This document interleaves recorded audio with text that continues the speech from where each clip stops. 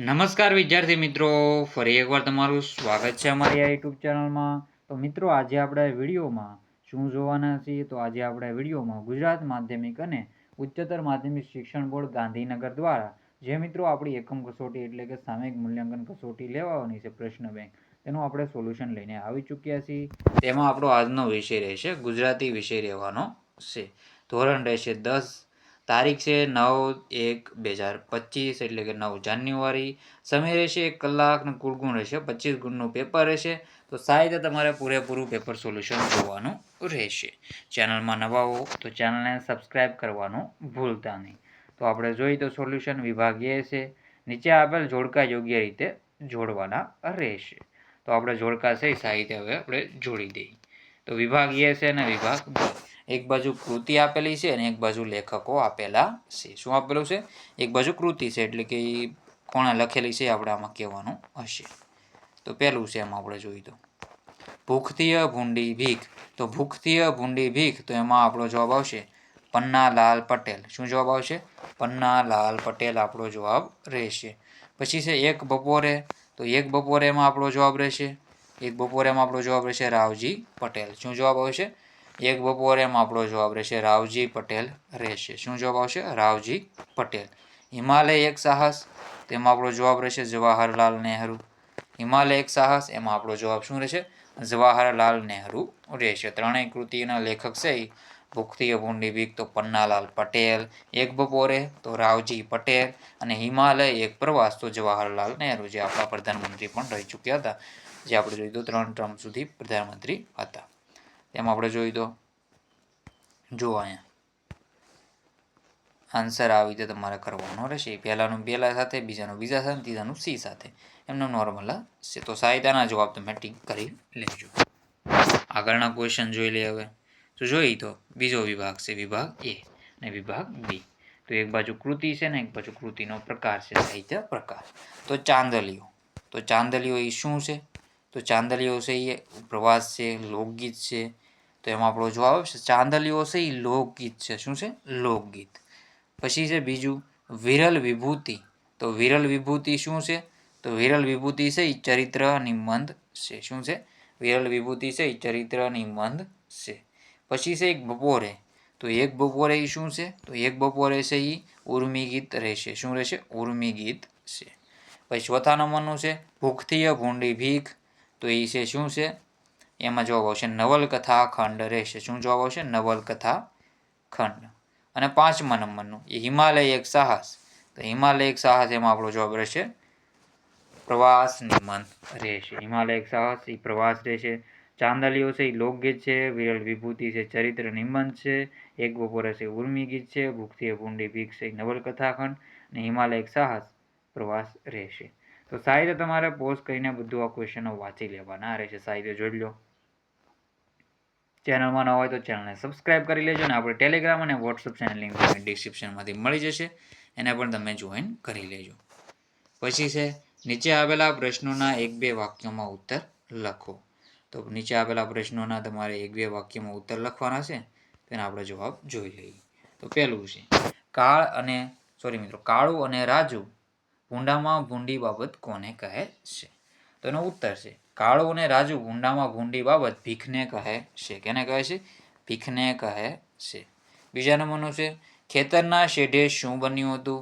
તો ખેતરના શેઢે છે સારસી ઉડી ગઈ હતી. શું? ખેતરના શેઢે સારસી છે ઉડી ગઈ હતી. તો આવી તેનો જવાબ રહેશે.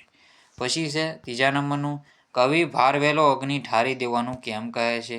તો એક બપોરે કાવ્યના કવિને હવે કોઈ કાર્યમાં કે વસ્તુમાં રસ રહ્યો નથી, તેથી તે ભારવેલો અગ્નિ ઠારી દેવાનું કહે છે. શતાવધાની શક્તિ એટલે શું? શતાવધાની શક્તિ એટલે એક સાથે 100 વસ્તુઓ ભૂલ વિના ક્રમમાં યાદ રાખવાની શક્તિ. એવી રીતે યાદ રાખવી. પહેલાં એક આ વસ્તુ ગમે એક કરી, પછી આપણે બીજું યાદ રાખ્યું, પછી ત્રીજું યાદ રાખ્યું, પછી ચોથું યાદ રાખ્યું, 5મું, એમ પેલા પ્રક્રિયા કરી નાખવાની. એની સામે કોઈ પ્રક્રિયા કરતું હોય આ વસ્તુ મૂકે આમાં, પછી બીજો વ્યક્તિ હોય બધી વસ્તુ એક સરખી કરી દે. નણંદોઈ વિશે ચાંદલિયો લોકગીતમાં શું કહેવાયું છે? તો ચાંદલિયા લોકગીતમાં નણંદોઈ વાડીમાંનો મોરલો કહેવાયો છે. કહ્યો વિભાગ બી છે. નીચે આપેલા પ્રશ્નોના 2-3 વાક્યમાં ઉત્તર લખો. કવિ ક્યાં સુધી મહુડીની સાંઈ તળે પડ્યા રહેવા માગે છે એમ કરી છે. એક સારસી જે કવિને પ્રિય લાગે છે તે ખેતરના શેઢેથી ક્યાંક ઉડી ગઈ છે. એના ઉડી જવાથી કાવ્ય નાયકને હૃદયમાં ખાલીપો અનુભવાય છે. એમને જીવનમાંથી રસ ઉડી ગયો છે. પોતે નિષ્ક્રિય થઈને જીવનના અંત સુધી મહુડીની છાંય તળે પડી રહેવા માંગે છે, એટલે કે પડ્યા રહેવા માંગે છે. શ્રીમદ રાજચંદ્રની સ્મરણ શક્તિ અસાધારણ હતી એમ શા પરથી કહી શકાય? તેનો જવાબ સાહિત્ય પોઝ કરીને વાંચી લો. અને કાવ્ય નાયિકા સખીને પોતાના પતિ વિશે શું કહે છે એનો જવાબ પણ સાહિત્ય પોઝ કરીને વાંચી લો.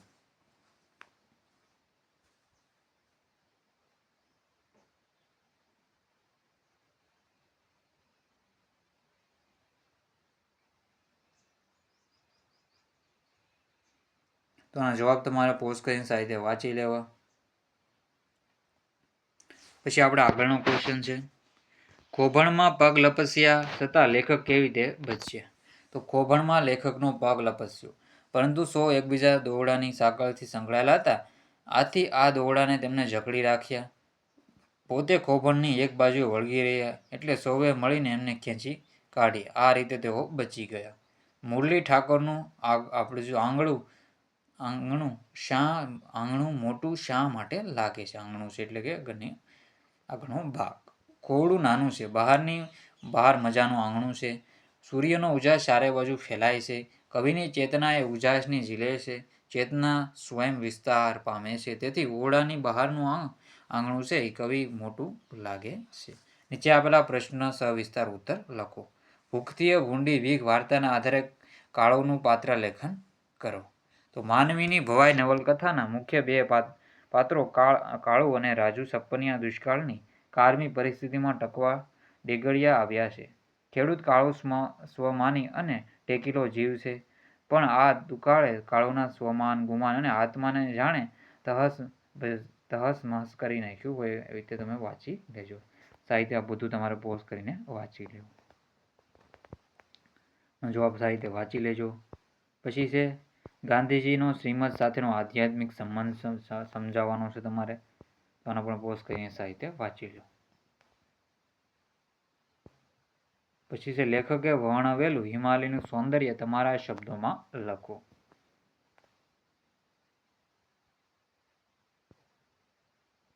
પછી છે વ્યાકરણ વિભાગમાં આપણે અલંકાર જોઈશું. નીચેની પંક્તિઓનો અલંકાર ઓળખાવો. મનખે જેવા મનખે કપરો કાળ આવ્યો, તો અનવ્ય અલંકાર છે. હિમાલય, તો હિમાલય છે એ પણ અનવ્ય અલંકાર છે. ગાંધીજી તે ગાંધીજી, તો એ અનવ્ય અલંકાર છે. પછી છે કમળ જેવો ખીલતો દિવસ, પોયણા જેવી રાત, તો ઉપમા જેવા જેવું, જેવા સી કે સી, શા તણા તણું, એવું બધું છે. સમોવડ. હલકા તો પારેવાના પાકથી, મહાદેવથી મોટાજી, તો આ વ્યતિરેક અલંકાર છે. બપોર એક મોટું શિકારી કૂતરું છે, તો રૂપક અલંકાર છે. તમે પસંદ કરેલું પાત્ર પાણી વિનાનું છે, તો શ્લેષમ અલંકાર છે. અને ભૂખથી ભૂંડી ભીખ છે, તો વર્ણાનુપ્રાસ અલંકાર છે. વર્ણનો વારાઘડીએ રિપીટેશન થાય છે. તો આ હતું આપણું ગુજરાતી ધોરણ 10નું પેપર. સાહિત્ય આપણે સોલ્યુશન કરાવેલું છે. IMP પેપર છે, સાહિત્ય સોલ્યુશન કરી લેજો. તો મિત્રો વિડીયોને એન્ડ કરીએ છીએ. જય હિન્દ, જય ભારત.